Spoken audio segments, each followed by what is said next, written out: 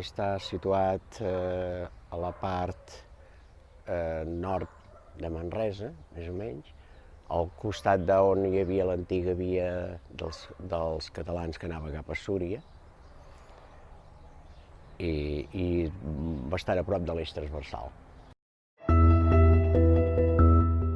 Doncs mira, faig patates, tomàquets, cebes, enciams, pebrots, esvergínies, què més? Mongeta tendra,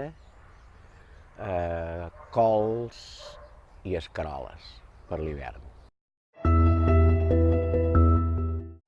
L'hort té menys d'una hectàrea, té menys, i la tenim dividida entre dues persones, ho fem. Doncs tinc, a part de les aixades i aixadons més petits, doncs tinc un motocultor per llaurar-lo, un motocultor amb gasolina i manual. De la séquia, a un ramal de la séquia que passa per aquí a prop de l'hort. Per inundació, sí, solcs i s'inunden. És per menjar a casa, el consum propi.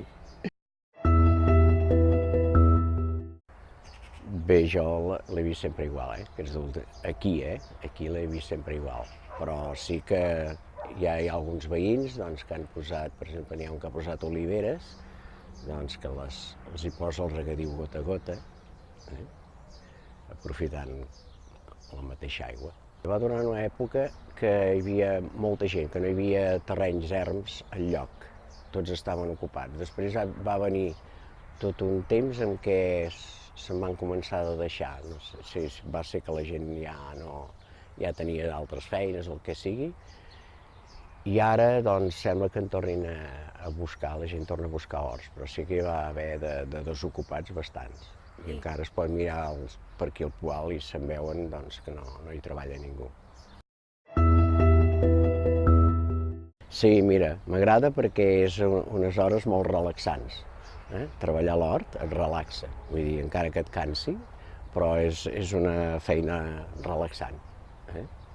A part que és un exercici físic que la doctora de capçalera que diu això ja et va bé perquè així ja fas exercici, ja no tinc de recomanar que vagis a caminar, que ja fas un bon exercici. La més negativa, segons quina feina, és el mal d'esquena que et pot venir o coses d'aquestes, no? Però vull dir que és una feina que s'ha de fer amb molta calma. A més, com que no m'hi va el meu sou, ho puc fer amb molta calma. I si una planta es mor, no tinc cap disgust, vull dir, pega, s'ha mort, no?